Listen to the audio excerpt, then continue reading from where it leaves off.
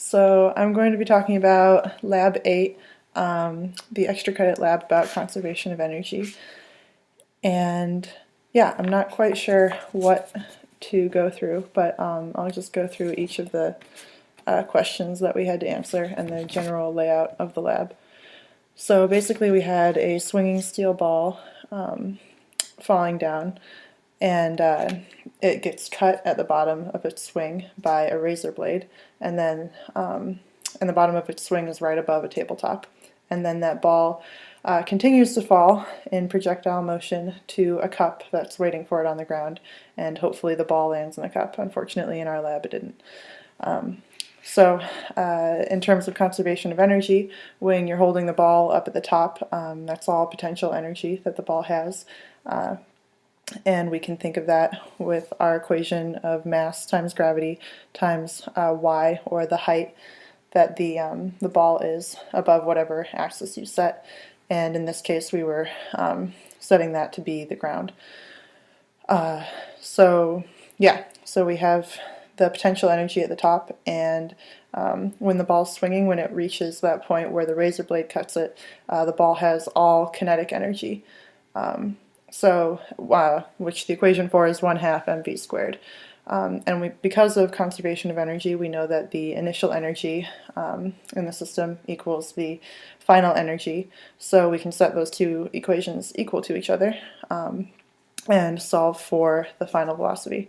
And before I said that the bottom was the bottom of the floor, but actually when we're setting our axis for this part of the problem, the bottom is the top of the table. So that's our y. So we set those two equations equal to each other and we solve for b. And that's what I did for number 1. I guess you'll get to look at this later, so I don't need to show you. But after that, we solve for the position, where we need to put our cup, how far away from the table. And we use kinematics to do that, along with the velocity equation that we just calculated. We plug that velocity equation into our kinematics for the x-axis, and we use the y-axis, what we know from that, to solve for time. We plug that into our kinematics equations for the x-axis, and once you've done that, you can find your position, your final position for the x-axis. So that's how we did number 2. And then number 3 is just the propagation of error. So lots of partial derivatives and derivatives. So once we got our equation for position, we saw that the things we have to take into account for position are h1 and h2, the height above the table, and then also the height the table is above the ground. So those are the only two things that we have to consider in our propagation of error. So we take the partial derivative of those in relation to the final position. And then that squared multiplied by the basically the error for each measurement, and that depends on what measurement tool we used to get h1 and h2. And for me, I said the error was 0.5 centimeters because we used a meter stick, and that was about how accurate we tried to be.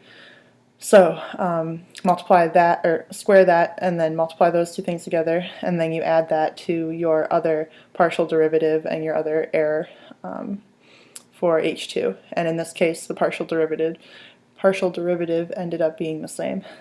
So that was nice. And then you take the square root of all that to get the partial derivative.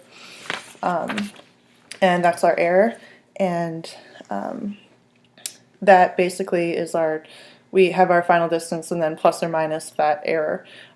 So in order to know how what the diameter of the cup can be, the minimum diameter, you basically multiply that by 2. You double that error, and that's how much error you can make either way.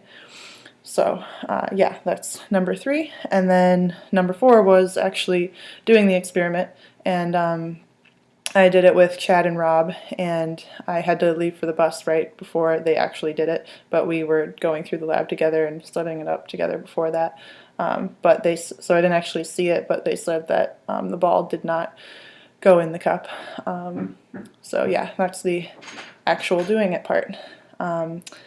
So I'm going to send this to you now, and hopefully I've answered all the questions that I need to answer, and I'll redo this video if I'm missing anything.